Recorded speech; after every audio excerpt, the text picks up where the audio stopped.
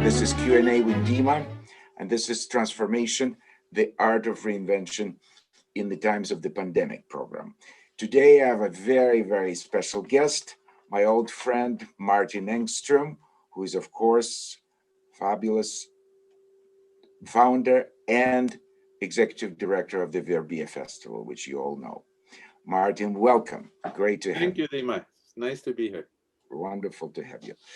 Now, you and I, we know each other for almost 30 years. We met in Les Arcs, a beautiful French Alp winter resort, and that was in 1992. But before, your life before, I don't know a great deal of details. Could you fill me in, and everybody who is listening, on your growing up in Sweden, your early interest in music and the influences? Sure. Well, I was born in Stockholm. My father was Swedish, a sculptor. My mother, German, refugee from Germany. And it was very modest upbringing. What was nice is that my parents had lots of friends in music, and there were always some musicians visiting my father's atelier. And in this atelier, they had parties. And so I was brought up with Amadeus Quartet, with Alfred Brendel, with Yuri Temirkanov, with lots of people coming, Dietrich Fischer-Dieskau, who I know since very, very young age. And I also had a very beautiful sister who was 6 years older than me, and which most artists apparently fell in love with. And not that things happened, it was just she was very attractive, and like that I sort of got to know even more artists, and it was just a very creative and I would say modest upbringing. Classical music was everywhere. I went a lot to concerts from very early age. I played the piano, but luckily enough, I stopped in time not to have a professional career. No, it was a very, very safe and good upbringing. And I think my senses of entrepreneurship started at that time because my parents didn't have any money. So if I wanted to earn something, I had to put it together myself. And so I think the first time I arranged a concert, I was 14 or 15 years old in my school, which had a stage. And I asked if I could have the stage and the piano myself. And I had a friend who played the piano, so I asked him if he could come and play. And I said, I gave you 80% and I take 20%. And even back then. So that was a good beginning, and yeah, has continued. It's been ever since. But you had a very good list of contacts, which of course much later on, I was every time surprised when you know Dmitry Bashkirov, who just passed away in the last week or so, and you would say, oh, I know him since the age of 14 or 15, and Temirkanov and Marta.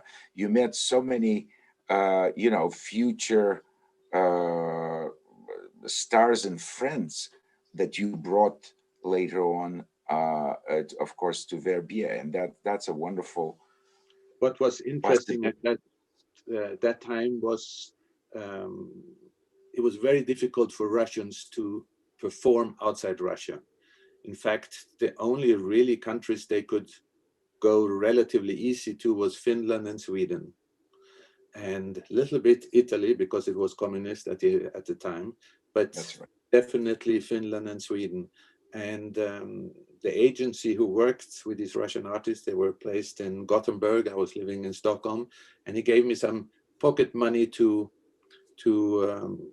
not to take care, but to fetch them at the hotel and take them to the concert hall, sometimes at the airport, etc. And many of these Russians, some of these Russians, especially Yuri Temirkanov and Bashkirov, they had such a terrible stomachs. They were so nervous, and it was just, they could not go to restaurants to eat normal food. So they came home to us to eat bouillon. My mother prepared rice bouillon, potatoes bouillon, and so there were days or weeks where Temirkanov came every night, or Bashkirov, who was performing and teaching there, came every night. And so with the years, it's this Russian relationship grew, and many of these Russian artists who visited Sweden, I became very close to. Of course, of course. The agency you referred to, of course, was Henry Clothing, wasn't it? Yes. In Gothenburg. Yeah. Yes, I knew them. And of course, what your mom was doing is what in New York is called the Jewish penicillin, chicken soup. Yeah, bouillon. Absolutely. She was giving them the life-sustaining bouillon, chicken soup. Exactly. Absolutely. Yeah. One never forgets that, because the Russians are, I'm sure you've experienced it many times now visiting Russia.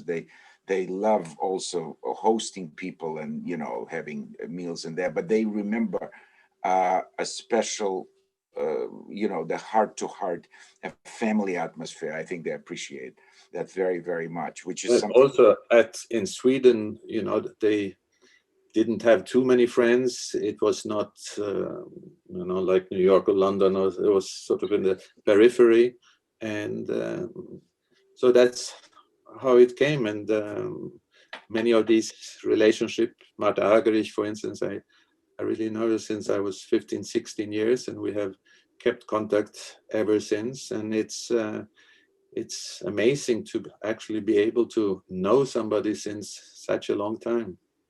That's remarkable. That's a golden fund that you have. That now your first job, of prominent job in the business, happened to be in Paris. So your next period of becoming an agent was in Paris. Please tell us about when you worked for Opera and Concert, and who you worked for, because I know there were some very famous artists. And how was that experience, that part of your life after Stockholm? Well, it was a little bit by accident that I landed in Paris, because after I was 18, I signed in for university. And in Sweden, you had to do military service at that time, since you were 18. But if you studied, you could push it forward. So when I was 22, the military service told me, it's enough now, Martin, you have to come and make your 1-year military service. And I definitely did not want to do that, because they had me signed up somewhere in the north of Lapland, where I would lie in the snow and wait for the Russians to come. And that was not for me. So I took my car and went with a friend to Italy. This was September, and we were going to have some holidays together. And my godfather was Antal Dorati, conductor, and he knew that I was looking for a job, and he called me one day. He got hold of me in the hotel where we were, and told me that he just met this man in Paris, Mr. Hilbert, who had asked him to work for him, and he asked him, does he need a collaborator? And he said, absolutely, I'm just starting off now, so I need somebody. So I called him up and I said, can we meet? Can we talk? And he said, yes, come up. So I went up to Paris, and I spent an afternoon with him, and I got the job. And this was in September, and I started 1st of January, and this was 1976 and 1975, 1976. And I didn't speak one word of French, so it was quite an adventure. But in the beginning, I started working for instrumentalists and sort of brought in the group I had around me. But I quickly noticed that if you work for singers, you're a little bit better off. Because when you do a contract with an opera house, it's usually for 5, 6, 8, 10 performances. And if you do a contract for a pianist or violinist or conductor, it's for 1 performance. Exactly. Or 2 performances. So I quickly noted that perhaps it's better to start working for singers. And I got into this world of singers and conductors. And after a couple of years, we had the general management of Carl Böhm, of Birgit Nilsson, of Martti Talvela, of Lucia Pop, of I think when I left in 1987, I had 220 singers I was working for with my staff. And but don't forget that with singers, it's a little bit different than with pianists. You have a pianist and he plays everything from A to Z. But when you have a soprano, you can have a dramatic soprano, you can have a coloratura, you can have a spinto, you can have a German dramatic soprano, Italian dramatic soprano, you can have all these different voice types. So that's why 220 sounds a lot, but it wasn't really 220 singers who did the same thing. It was rather diversified, but nevertheless, it was a big agency, probably the biggest one in Europe for singers and conductors. Fantastic. And yeah, that was very who were the most interesting personalities that, because most people that you worked for were older than you were at that time, right? Most of them, except maybe for young instrumentalists. But now, I mean, and of course, while working for them and working with them, you probably learned some things that were, that helped you later on. Who were the most sort of influential figures in the music business? And I don't mean they are the manager, I mean the artists you came in contact. Who did you learn, learn from? Being a good and successful manager, you can't really study in school to become it. That's right. You have to know a couple of languages, you have to know some psychology, you have to know some business, you have to know some repertoire, you have to be able to listen and put in your services where they are needed. So, and often when you are between the organizer and the artist, you have to be able to support more than bring your own personality forward. But I always had this, I did lots of things at the same time. When I was at Turn Pages, at concerts, I went to visit festivals. I was always in search of new talent also, but I met Benjamin Britten, I met Sviatoslav Richter, I put Turn Pages for him, Emil Gilels, giants. I mean, the list is quite long of personalities I spent time with when I was, between 18 and 30. It's I was just very, very fortunate, and then, as you know, I married Barbara Hendricks, and together with Barbara, we traveled a lot all over the world. We also met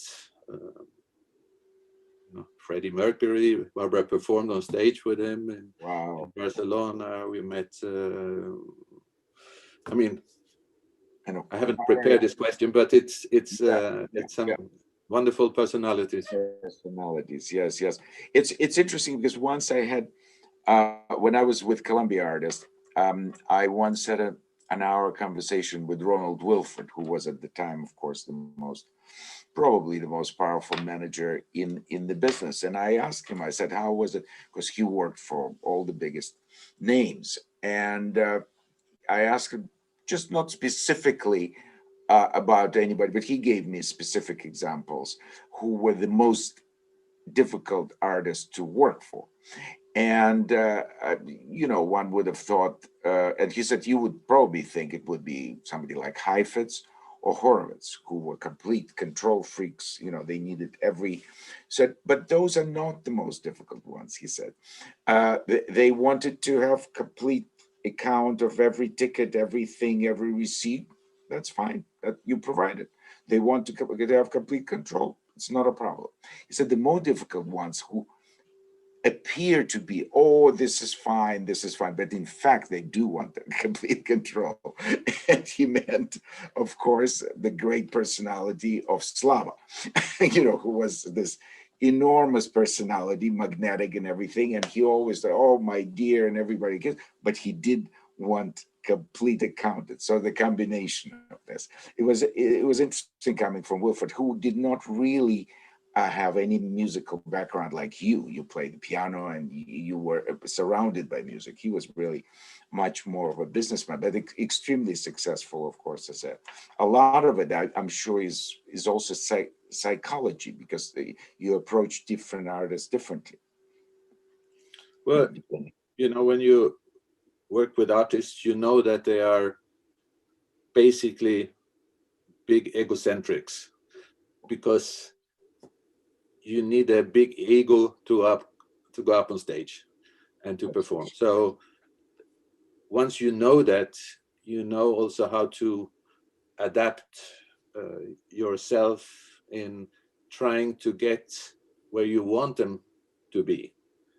So, some engagements you want them to do because they're very well paid and you would get a good commission. And other engagements are not at all very well paid, but you believe that in taking on that engagement, their career will move further in a certain way, and which you cannot always share with them why you think so. So it's a very fine path to go with artists and to make them feel special, and at the same time provide them what they need. Absolutely. And then later on, of course, becoming an incredibly successful festival director, there's one question that somebody asked you is directly sort of relates to that. What is your main criteria in making the festival program every year? Does the repertoire comes before the performer, or is it the other way around? Ideas come from the performer. This is no. I think that the festival is sort of a fruit of my work as an agent. So having worked with artists such a long time, I wanted to create a platform where I took each artist and placed them where I believed they would shine the most, often in combination with other artists.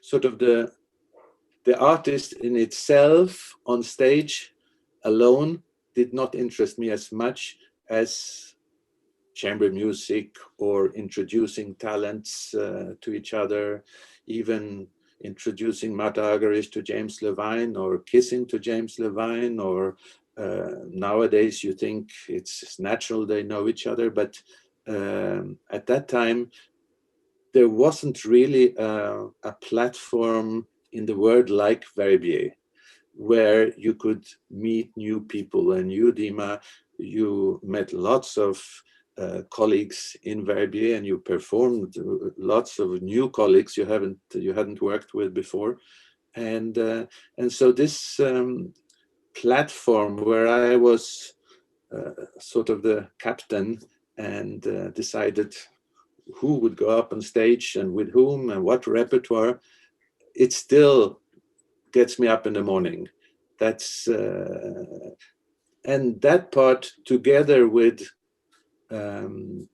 identifying the new generation of musicians and accompanying them and helping them shine to a career, and that's always been also my, I would say, hobby.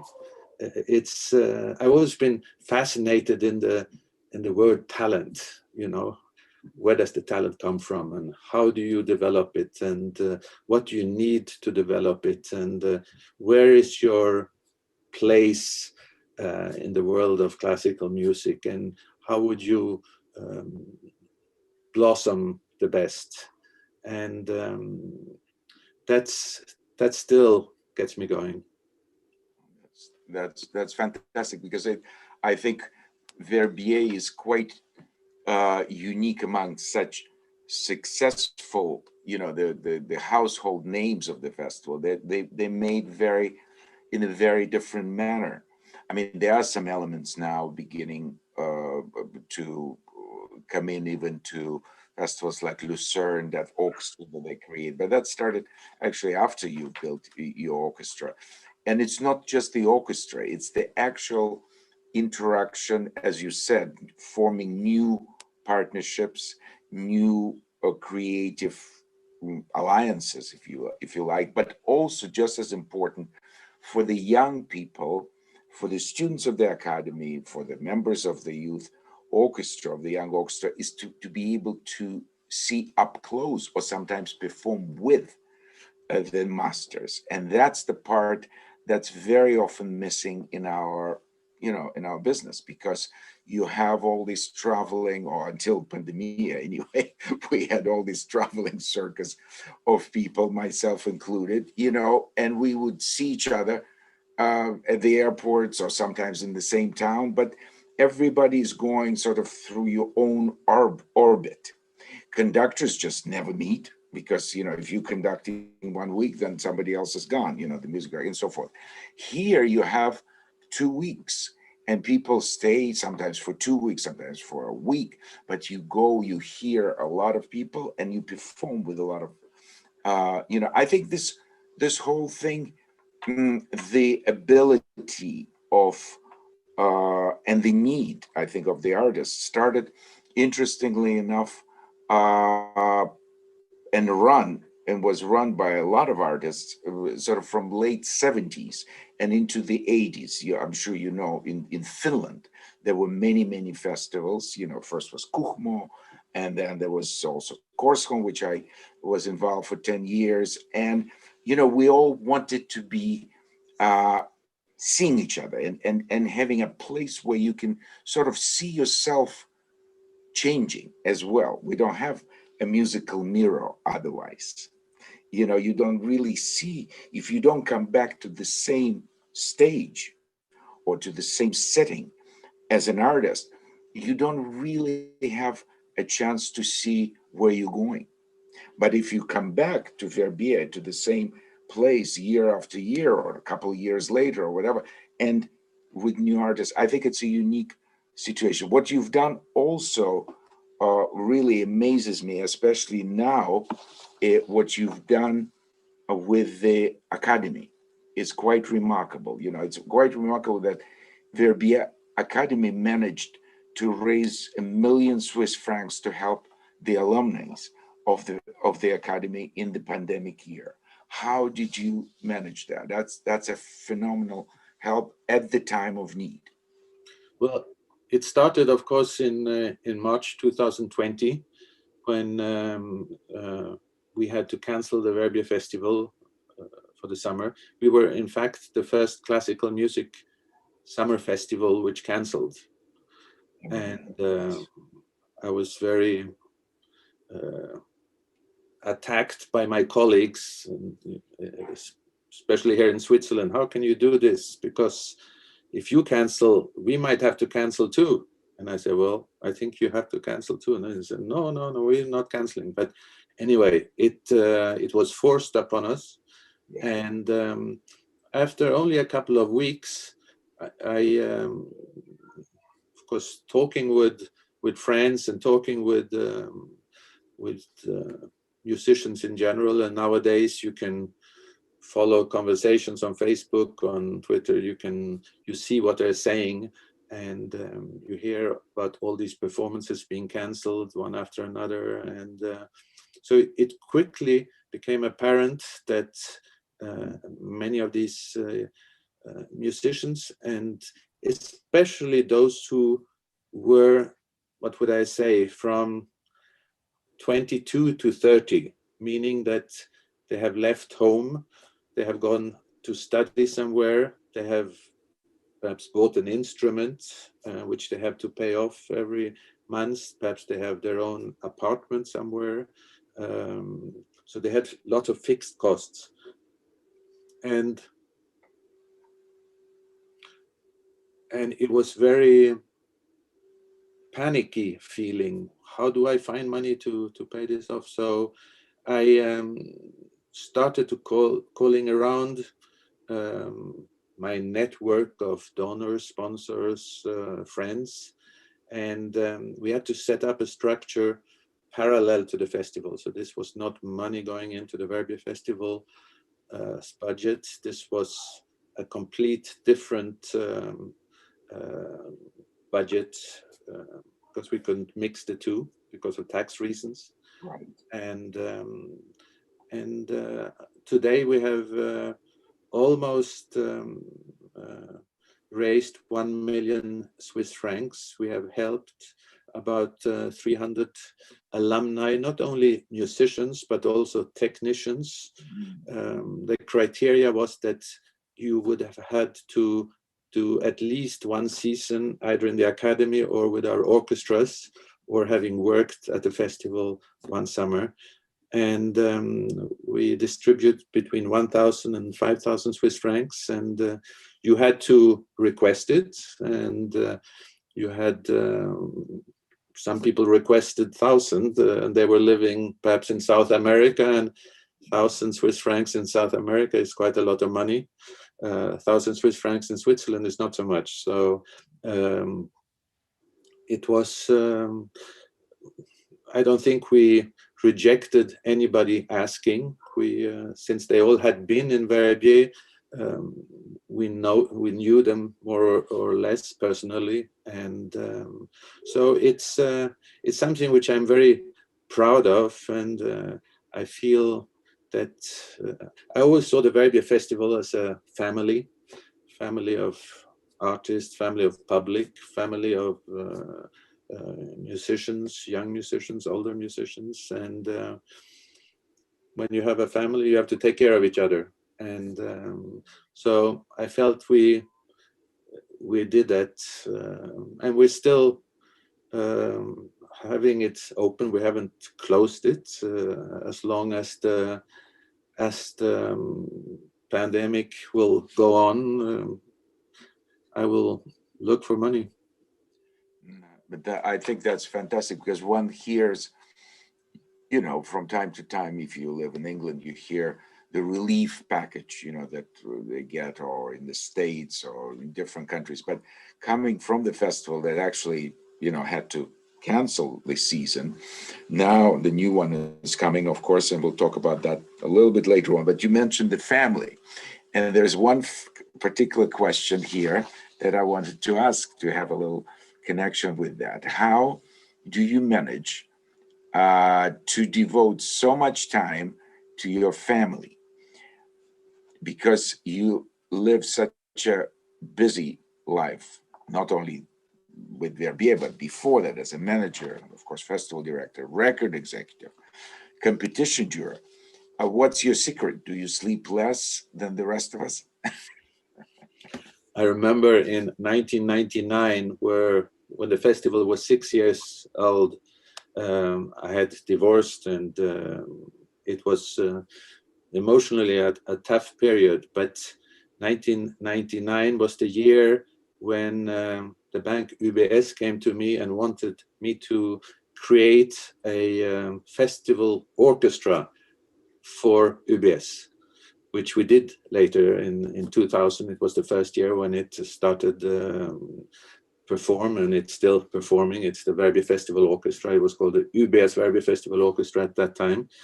But they gave me a relatively big budget, and I had to put together the summer season, and also every year in October, November, a 1 month tour. So the bank would come to me and give me a list of 12 to 13, 14 cities in the world, and that's where they wanted concerts. And I had to rent a hall and fill it with public, and the bank wanted so and so many 100 tickets, and etc. It was quite a lot of management. I had to employ 5 new or 6 new collaborators.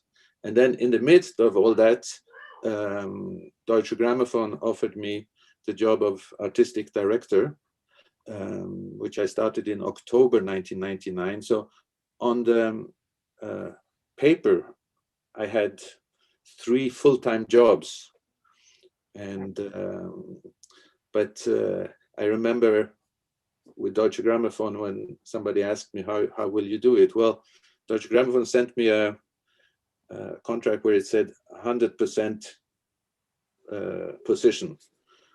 But the question was 100% of what? So, and that's of course not written in the contract. So it was a busy year. I always said at that time I worked 3 days a week in Hamburg for Deutsche Grammophon, 3 days a week in Vevey for the Verbier Festival, and 3 days a week I was traveling. Incredible. But maybe actually it came at the time when so you couldn't be emotionally too much. You didn't have the time to get down emotionally. Sometimes, you bury yourself in work when emotionally it's being very difficult. And I think that's what always performing artists do, or creative artists. Whenever they have a big trauma, they bury themselves at work. So it's somebody definitely looking out for you at that time, definitely, because of all times, why then? There must be a good reason. And of course, as it resulted early on, I think those tours, that's what contributed very much and separated Verbier Festival from all the other big and well-established festivals like Bayreuth, like Salzburg, like Edinburgh, Lucerne, because during the year, once the festival was done, it was done. There were some records maybe made, maybe you buy records, who buys records these days, and this and that, there's too much. But there was one festival which name rang all the time. You came with Verbier Festival because you were traveling with the orchestra, and the name of Verbier Festival was in everybody's ear throughout the year. I think that's what made, in a much smaller way, but I remember just when I got to the States in the 70s, late 70s, there were Marlboro festival tours, of course, chamber music and everything. But it's also made a difference because Marlboro Festival was still going on, and you heard wonderful chamber music and everything. But on this level, the orchestra was first class, but you had nothing but superstars conducting it, and nothing but superstars as soloists. And it was a fantastic period. We visited 33 countries, I think I counted, 82 different cities within the 8 years of touring. And we toured with James Levine. It was Jimmy's first and last concert in Russia, for instance, in Moscow. We did a concert. And we toured with Slava Rostropovich, we toured with Herbert Blomstedt, we toured with Charles Dutoit, of course, he was the music director later. And so we really got around, and UBS had all these advertisements for us. UBS counted that they spent 100 million Swiss francs on the orchestra alone over the 9 years that it existed. So it was a fantastic time, and of course those times will probably not come back, but we enjoyed it as long as it lasted. Yeah, as long as it lasted. I remember because parallel to the big orchestra, you also formed a few years later the chamber orchestra, and I was fortunate enough to do some of those tours. You remember the time in New York, also with you know, at MoMA, and with René Fleming was the front. I mean, it was fabulous tours, fabulous trips. Absolutely, Dima. We have done lots of fun projects together. Absolutely, and hopefully we'll try to do in the future, as difficult as it is. Now, speaking of difficult, now you've probably never been so much at home as in the last year, obviously, because one cannot travel. And what new? Is there something new that you possibly learned about yourself during the pandemic, apart from, of course, the great advantage of spending time with your family? But what's been the positive lesson from being at home? Because normally I know you always traveled a lot, as long as I know. Well, what's new is that I suddenly had time. And although time is relative, but I had time to think, not only doing things, but to think. And apart from this Verbier Festival Emergency Relief Fund, which we created, I also create an archive of the Verbier Festival. I don't know if you remember, last summer we did 93 hours of video archives from the Verbier Festival together with Medici. And we every day during the days of the festival, the cancelled festival, we had between 5 and 7 hours of material, and it was always around one musician or one instrument. So we had 18 days of archival material, and some of them really, really unique and fun. And some of it was also live, and we had Marta Argerich playing live for us, Michael Pletnyov, we had Kavakos, we had every evening was a live element too. And so I would have never been able to put that together during a normal year. I also started 2 new festivals, one in Riga, Jurmala in Latvia, and one in Tsinandali in Georgia. And now I'm working on some new projects, which hopefully I'm playing with the idea to create my own record label, and also trying to put together, building up a new concert management in China or in Asia. It's you know, it's funny. It's in Chinese, the word crisis has 2 signs. One is crisis, and the other sign is opportunity. And in European languages, it's either European opportunity or crisis. But in China, they go together. And so I like that. I really like that. So I have used this time of non-travel to try to be creative Yes, that's fantastic. You've mentioned, of course, Medici, and Medici that I've remembered first.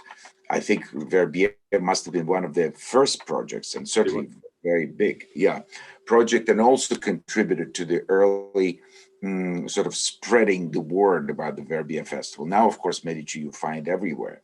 Speaking of Medici, there's a question here about that. And do you think that such companies like Medici TV, which is closely, I said, closely associated with the Verbier Festival, might be contributing inadvertently to creating a public that is unwilling to go to a live concert or opera, but prefer to stay at home? good question. I mean, it's that was the question also, which we asked ourselves in 2007 when we started working together with Medici.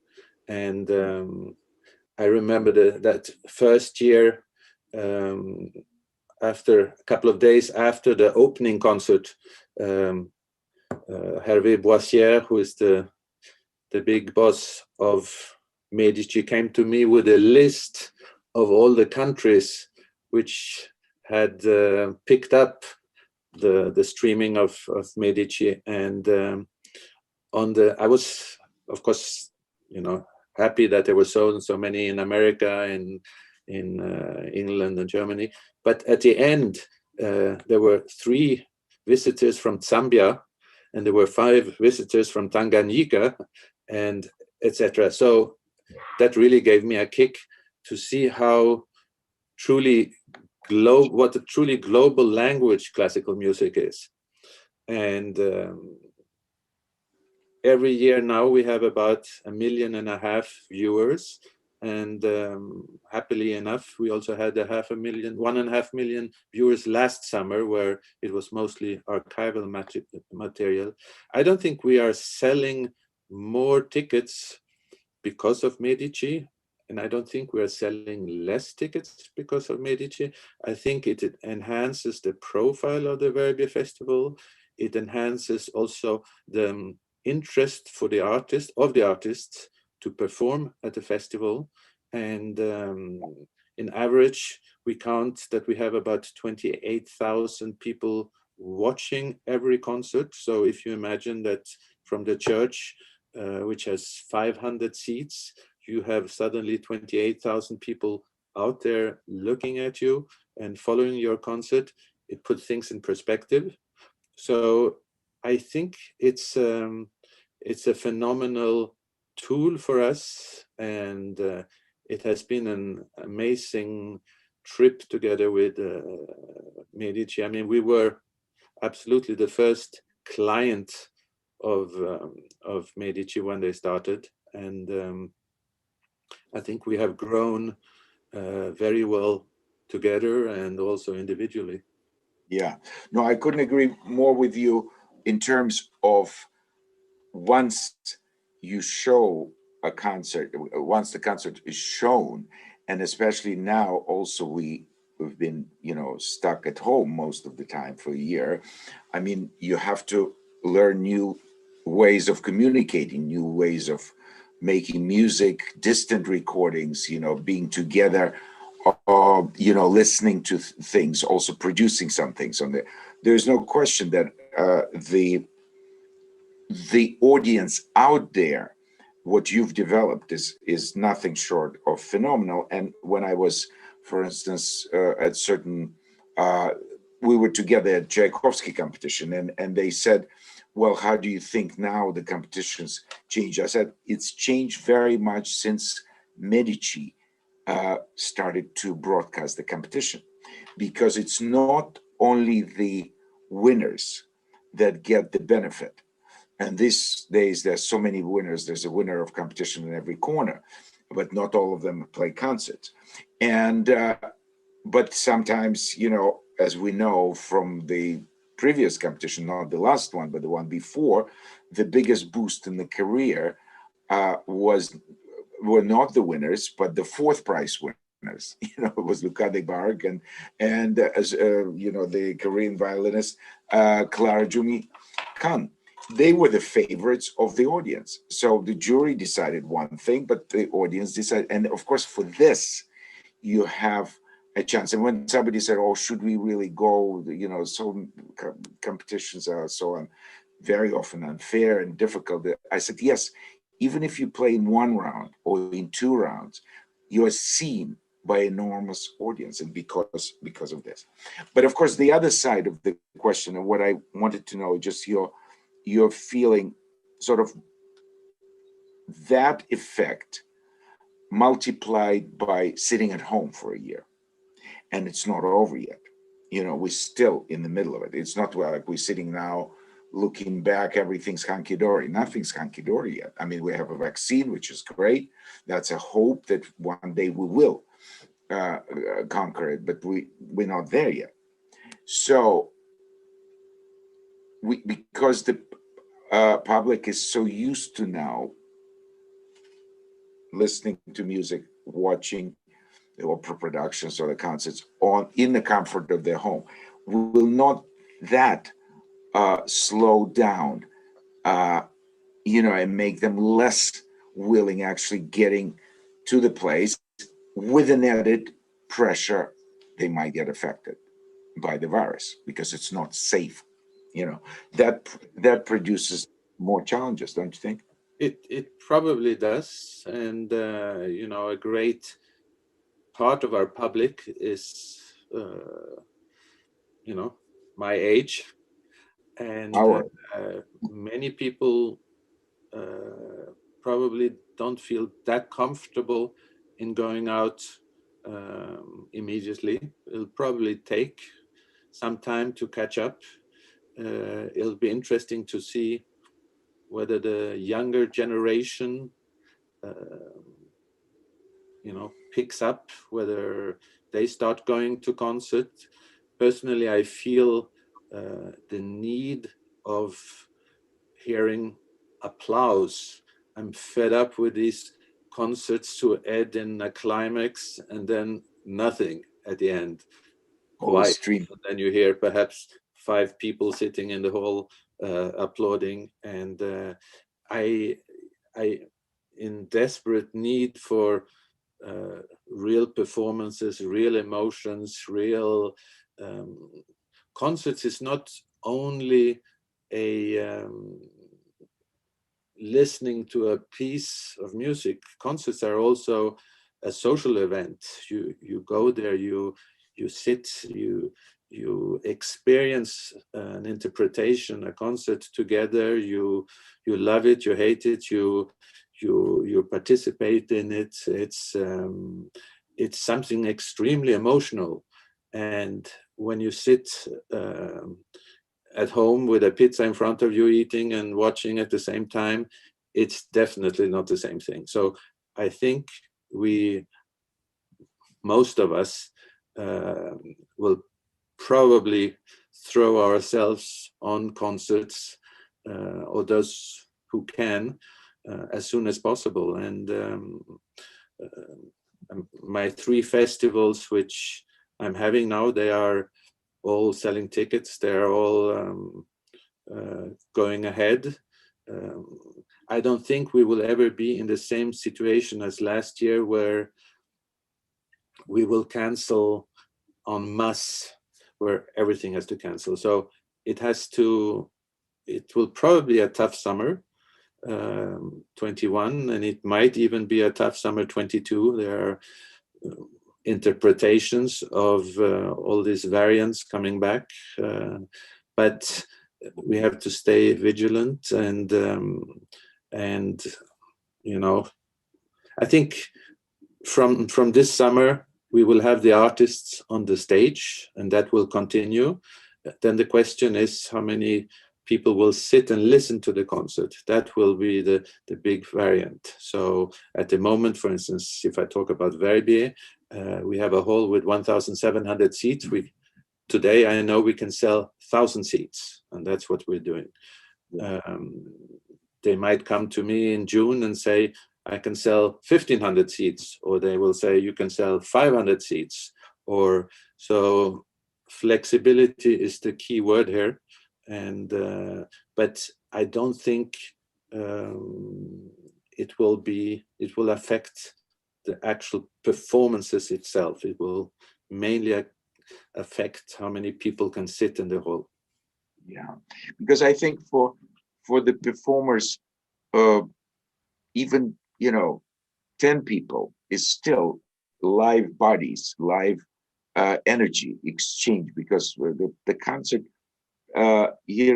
concert is always has to consist of three elements: of the piece of music written by, hopefully, a great piece of music, a performer, and the audience. So when you take that third element, it's not really a concert the way it was meant to be. In the past, 19th century, or even earlier 20th century, there was no recordings of any kind. I mean, everything was live, and everything was, you had to bring in and play and get a response, and that's it. And that was the moment. We all live for that magical moment, and that's why artists get nervous, because they're hoping that at that moment when they go on stage, whether it's 4 in the afternoon, 11 in the morning, or 8 at night, or sometimes 11 at night, something special will happen, and the so-called inspiration will visit us. It has to be at that particular moment, no matter how much you practice or how many rehearsals you had. It has to happen. And that divine spark, when it visits us, we're the happiest people in the world. I love to share it with whoever is there. If it's 10 people, doesn't matter. If it's 20, 2,000, numbers really for us, I don't think matters at the end. Just as long as there's this exchange of that joy and energy and some kind of, exchange of emotions. And that's what, of course, is very, very difficult. We've been locked in. Now, there was another question about, we touched a little bit. We talked about a competition, but you have been as a juror in a lot of competitions, even the president of the jury. Do you think there's still the best way for young musicians to be noticed? Or has it changed today with so many winners not having a career afterwards, and some of the most successful performers today never won any of the competition? What's your view on that? It's there are more competitions now than ever. That's true. And but again, there are competitions and competitions. It's not all about the prize money. It's more about what you get out of it in terms of performances and networking and opportunities. I mean, I've been involved in the Tchaikovsky competition now since 10 years. I've been on the jury since for 3 times, twice violin, once piano.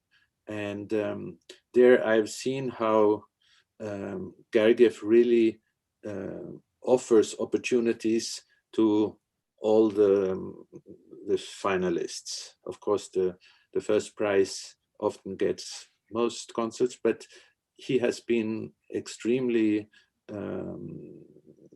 careful also to bring forward other finalists. So I think the Tchaikovsky competition in that sense is pretty unique. Of course, the Chopin competition, it's a big competition. It's very difficult to get in there. It's very difficult to get to the final. But it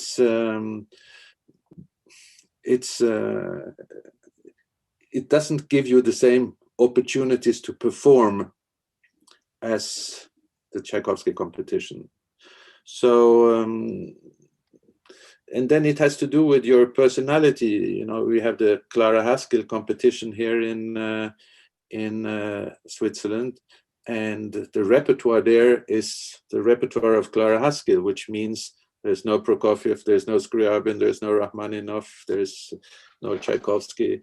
It's basically, Mozart to Schumann, Brahms, and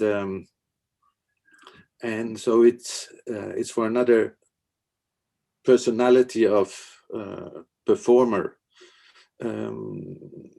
I'm also every second year jury member on Matsuyev's competition in Astana in Kazakhstan, where he has 3 different age groups: 6 to 10, 10 to 14, and 15 to 18. And since I have participated there over the years, I've seen many kids grow up and then coming back to the next age group, etc. And then also going into Tchaikovsky competition. That has been fascinating. For me personally, I love watching the development of some of these musicians, because you can hear a 10-year-old and be very, very impressed with the talent. But perhaps coming back a couple of years later, you will feel that he has perhaps taken on other sides which were not as echt as being a 10-year-old. When you're 10-year-old, you just pour your soul out. When you are a little bit older, you perhaps listen more to your professor, and if you don't have a wonderful professor, it might not develop. So, but competitions in general are a mean. Some artists do it to make money. Some artists, musicians do it to learn repertoire, because you have to put lots of repertoire together, which some of it you might not have.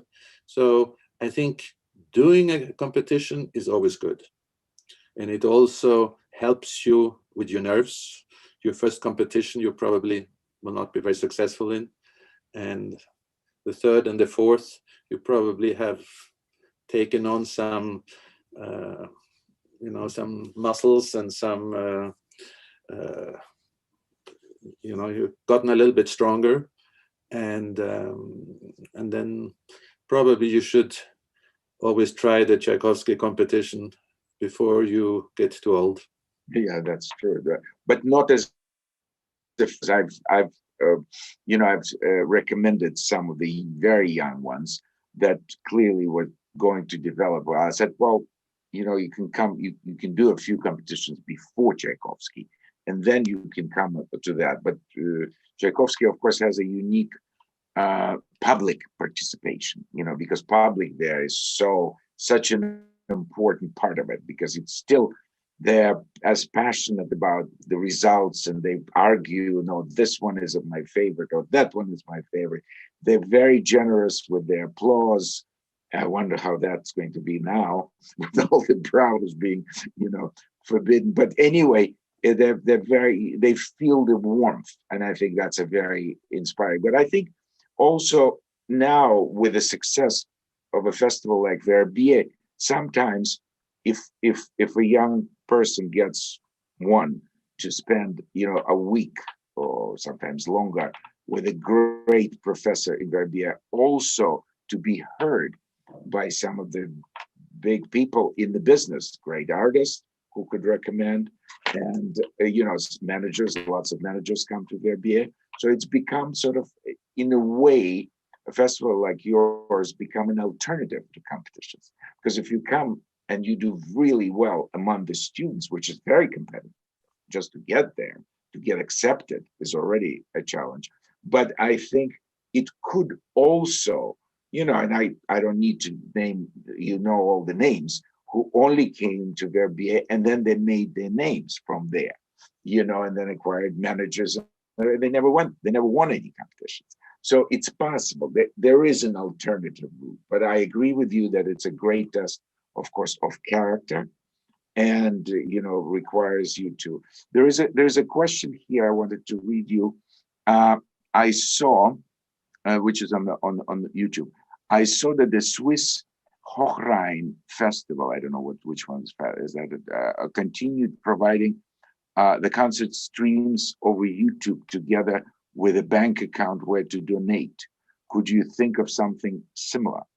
I don't know whether it's I've never come across that, but obviously, I think every way to help musicians survive is welcome. It's there's a whole profession which is at stake here, and I would not like to be an orchestra musician in America today, for instance.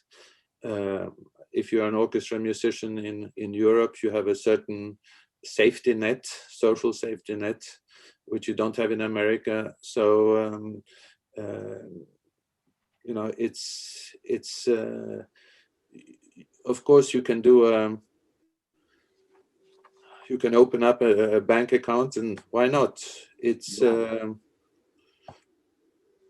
I would be curious to hear how much they raised and if it really helped. But it's a nice idea. it's a nice idea. Also, even before the pandemic, I think there's some, and I'm sure you're aware of that, some a Kickstarter program. When you become basically you run your own sort of fundraiser on internet, Facebook or this and that, and people contribute, and you accumulate just to, as the name suggests, to kickstart a project. To kickstart could be something, an invention, could be something else. Sometimes they grow and become something quite significant. Sometimes it turns out to be nothing. But it's like taking a chance on a new company, new idea, new this. Yeah. New I that. have So I have participated myself personally at exactly, many of those projects, so I like it. exactly. And I'm often contacted by my friends about their kids doing the Kickstarter. And that always contributes to that, because whatever, they have to be encouraged. Now, who of course I mean, she ran a London Marathon, which is a Herculean task beyond any kind of 42 kilometers, imagine. But the reason she did it, it was a fundraiser. I mean, she was raising for a certain charity and this and that, and her husband done 6 or 7 marathon, not only London. I think it's fantastic. Yeah, I mean, agree. we did when we were growing up, we just didn't know that concept. I I never heard of it But don't when I forget, was. Dima, that nowadays making a career in music is very different than when you grew up. That's for So sure. it's the kind of profile you need to have nowadays is not necessarily the same one as when you were in that That's age. for sure. That's for sure. And for them, of course, that's been the most difficult. I mean, that's wonderful that you've been able to help them financially. But what would be your words of encouragement um, at the end of our discussion? Because I shouldn't torture you anymore, because you've got your family. It's a Sunday. I know all of the wonderful things you could be doing outdoors now. The days are longer. Uh, just what would be your suggestions? Because in the previous talks, I always asked various things and various people, some of them managers, some mostly performers. Is it necessary to have plan A, plan B, a diversified career? What you just mentioned, sort of plan, somebody who's now doing during the pandemic something very different, or based on your musical knowledge, something similar, something on the internet. What would be your, now that you've had a year to think about all these things, and what would be your words of encouragement and some of the ideas specifically for that young generation, just as you mentioned, from 20 to 30 to 35?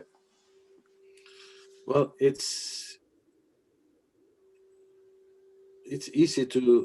not easy to find your place in the world of careers when there's a pandemic, because the streaming part is one part, but everybody and nobody's streaming, so it's you can't really show your strengths within this period. I think my advice would be to firstly keep working. If you have a talent, keep working, keep practicing, keep looking for repertoire, keep do chamber music with your friends, and also an aspect which becomes more and more important for a young person in today's world is how can I make an impression? How, if put yourself into my situation, how would I, why should I be interested in you? Why should I engage you? There's so many artists out there playing well, but nowadays you also need to have that extra ability either to talk to the audience, to communicate, to create a beautiful website, to perhaps play chamber music with people who are as good as you are, and use the time, because it will get better. And don't only stay home and practice, but try to be inventive, try to think also a little bit how,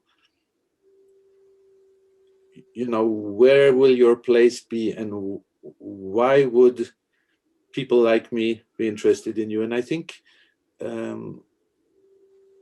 kicking back some of that responsibility of building up a career, we need to give back to the artists, because it will not come as automatic as it has in the past.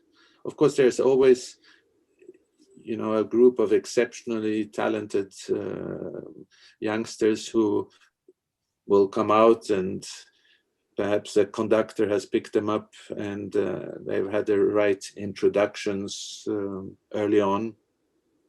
Those exceptions will always exist, but nowadays it's we see out there in the field of musicians that there are lots of artists who are performing who don't have the same profile.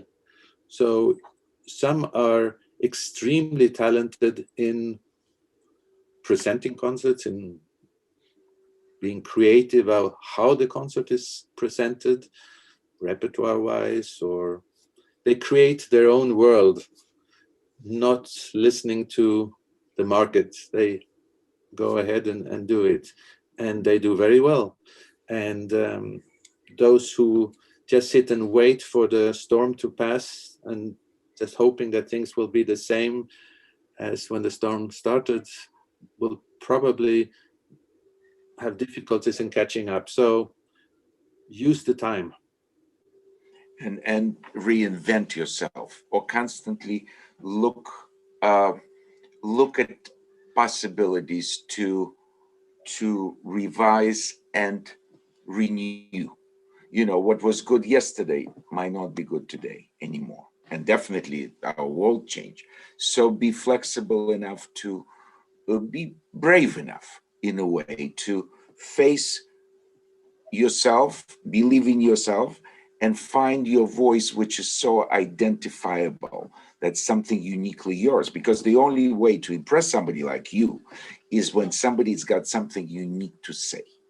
If one has a voice, you'd say, oh yeah, it doesn't matter that I have 20 other pianists or 10 other violinists, but I'd like to hear that voice. That voice is interesting. It's not a question what better or worse, different. I think that could be a key way. That's what's so fascinating also with the Verbier Festival, that we have perhaps 20 pianists coming every summer, and I really try to make sure that these are 20 different voices who perform, and that each of them have something to say. It doesn't matter on what they're saying, but as long as they have something to say. Absolutely. On that positive note, I thank you very, very much, Martin. And I know you're busy with all the different projects, and I'm sure every project that as long as I know you, which is about 30 years, every project that you hatching, that you set your mind is going to be a success with or without the pandemic. I think Thanks, Dima. the main thing is just stay healthy and everybody in the family. And thank you for the audience and their participation. And I will see you in a week. In the meantime, don't forget to subscribe to the YouTube channel. And let's thank you again, Martin. Thanks so much. Thanks for the opportunity, Dima.